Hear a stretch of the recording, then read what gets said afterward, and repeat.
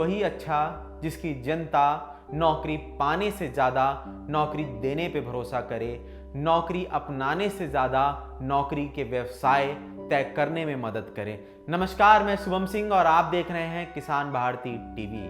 आज के इस कार्यक्रम में हम बात करेंगे लघु उद्योग के बारे में। जैसा कि हम आपके लिए हमेशा लेते आए हैं लघु उद्योग के अलग अलग कार्यक्रम, जिनमें हम आपको समझाते हैं और बताते हैं कि ऐसे छोटे कौन से व्यवसाय हैं जिनको करके आप अपनी आमदनी में दोगुना बढ़ोतरी कर सकते हैं, इसी के साथ साथ इस देश की प्रगति में अपना योगदान दे सकते हैं। जैसा कि हमारे प्रधानमंत्री नरेंद्र मोदी जी कहते हैं कि सबसे अच्छा वही व्यक्ति है जो नौकरी पाने से ज़्यादा नौकरी व्यवसाय बनाने में भरोसा करे, खुद के साथ साथ 4 और लोगों को नौकरी दे।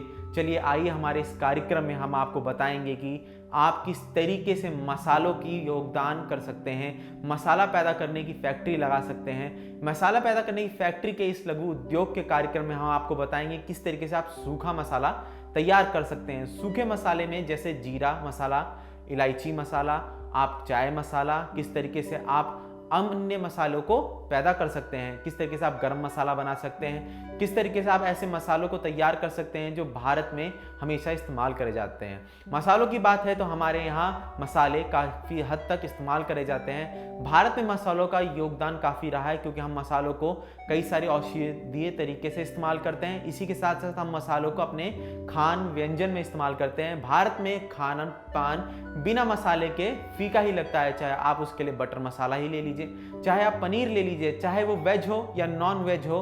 भारतीय थाली में अगर मसाला नहीं है तो उसका कोई स्वाद नहीं है। इसीलिए ये व्यवसाय कभी नहीं रुकने वाला है, कभी ये कम नहीं होने वाला है, बल्कि आने वाले समय में जिस तरीके से लोग खान पान में रुचि दिखा रहे हैं, इस व्यवसाय की मांग दिन पर दिन भारत में बढ़ते जाने वाली है। क्योंकि हमने देखा है कि कई ऐसे मसाले हैं जिनका उपयोग खाली खान पान में नहीं होता है, इसी के साथ साथ औषधीय गुण में हो सकता है। जैसे कि आप जीरा ले लीजिए, आप हल्दी ले लीजिए, आप पाउडर ले लीजिए, आप अमचूर ले लीजिए। इनका इस्तेमाल हम ज़्यादातर औषधीय रूप में भी करते हैं। इसीलिए जीरे की मांग कभी कम नहीं हो सकती, इसीलिए मसाले की मांग कभी कम नहीं हो सकती और इसकी मांग दिन पर दिन बढ़ती जाएगी। इस कार्यक्रम में हम बताएंगे कि आप कौन कौन सी मशीनें ले सकते हैं जिनको लगा के आप मसाला उत्पादन करने की फैक्ट्री डाल सकते हैं, कितने लोग लगेंगे और कैसे आप इसका रजिस्ट्रेशन करवा सकते हैं। ये सारी चीज़ें चलिए आइए जानते हैं हमारे इस कार्यक्रम में। सबसे पहला काम है किसी भी मसाला उद्योग में कि आप किस तरीके से रॉ मटेरियल इकट्ठा करें। सबसे पहले आप ये तय कीजिए कि अगर आपको मसाला बनाने हैं तो आपको कौन कौन से मसाले बनाने हैं। शुरुआत में हम आपसे यही कहेंगे कि आप 1 या 2 जो आसानी से बनने वाले मसाले हैं उनका प्रयोग करें, उन्हीं के साथ शुरुआत करें। फिर अगर आपका काम अच्छे से आगे बढ़ता है तो उसी के साथ आप कई सारे मसालों की तैयारी कर सकते हैं और मसाला उत्पाद कर सकते हैं। स्टार्टिंग में हम आपको बोलेंगे कि आप जीरा पाउडर, आप हल्दी पाउडर, आप धनिया पाउडर और आप गरम मसाला, जो हमेशा इस्तेमाल होने वाली चीज़ें हैं, इनके साथ शुरुआत कीजिए। मसाला बनाने के लिए सबसे पहली चीज़ होती है कि आप रॉ मटेरियल कहाँ से लाएं। आप रॉ मटेरियल अपने पास के गल्ला मंडी से खरीद सकते हैं, जहाँ पे आपको ये आसानी से उपलब्ध हो जाएगा, या फिर आप किसी किसान से टाई अप कर सकते हैं, या फिर उसके डायरेक्ट खेत से, यानी आप डायरेक्ट खेत से आप उनसे ले सकते हैं मसाला, अगर वो कोई रॉ मसाला पैदा करता है। मसाला बनाने का सबसे पहला स्टेप ये है कि आप अपने रॉ मटेरियल यानी कि कच्चे माल को अच्छे से धुलें, अच्छे से उसको साफ़ करें। आप इसको हाथ से भी साफ़ कर सकते हैं। इसी के साथ साथ इसको साफ़ करने वाली कई मशीनें भी आती हैं, जैसे वाइब्रेटर मशीन, जिसमें आप मसाले को डाल के उससे छोटे छोटे कण जो धूल मिट्टी ये सब है वो अलग कर सकते हैं। उसके साथ बाद आती है magnet separator machine. Magnet separator machine में आप मसाले को डाल के उसमें जो भी मेटल के धातु है उनको अलग कर लेते हैं। उसके बाद आप मसाले को अच्छे से ड्रायर में सुखाएं। ड्रायर में आप सुखाने के बाद इन मसालों को मसाले पीसने वाली मसाला ग्राइंडर मशीन में डालें। मसाला ग्राइंडर मशीन में डालने के बाद जब ये मसाले पिस जाएं तो इन मसालों को आप निकाल के छान लीजिए। इन मसालों को छानना काफ़ी आवश्यक होता है, क्योंकि जिससे कि आप बड़े मोटे पार्टिकल, जो मोटा मसाला है वो अलग कर लें और बारीक मसाला अलग कर लें। मोटे मसाले को आप दोबारा ग्राइंडर में डाल के उसको ग्राइंड कर सकते हैं ताकि आप मसाला अच्छे से तैयार कर सकें। और आपको ये निश्चित करना है कि आप किस तरीके का मसाला बेचना चाहते हैं। आप मोटा मसाला बेचना चाहते हैं या महीन मसाला बेचना चाहते हैं, उसके हिसाब से आप ग्राइंडर मशीन में सेटिंग कीजिए और उसी के हिसाब से आप मसाला उत्पाद कर सकते हैं। इसके बाद का स्टेप आता है, मसाला जब बन जाए तो उसको अच्छे से पैकेजिंग में पैक कर लीजिए। हम बताना चाहेंगे कि पैकेजिंग आप अपने नज़दीकी किसी भी रिटेल पैकेजिंग वाले से पैकेजिंग बनवा सकते हैं। हम आपसे यही कहेंगे कि आप थोड़ा पैसा लगा के पैकेजिंग को अच्छे से तैयार करवाएं। आप मसाले को 200 ग्राम, 100 ग्राम या छोटे पाउच जिसे 10 ग्राम वाले पाउचों में पैक कर सकते हैं और अपने उत्पाद को मार्केट में वितरण करने के लिए प्रस्तुत कर सकते हैं। वितरण करने के लिए आपको अपने आसपास के जो मसाला डीलर हैं उनसे कांटेक्ट करना पड़ेगा, उनसे आपको संपर्क करना पड़ेगा, या फिर होलसेल मार्केट जहां पे मसाला की बिक्री होती है वहां पे आप जाके आप डीलरशिप लीजिए और अपनी डीलरशिप लोगों को बांटे कि आप हमारा मसाला लीजिए और मार्केट में वितरण कीजिए। इसके बाद का स्टेप ये आता है कि आपने मसाला बेच लिया है और उसकी आमदनी। मसाला बेचने में सबसे खास बात यह है कि इस मार्केट का कभी टूटना नहीं होता और ये मार्केट कंटिन्यूस चलता है।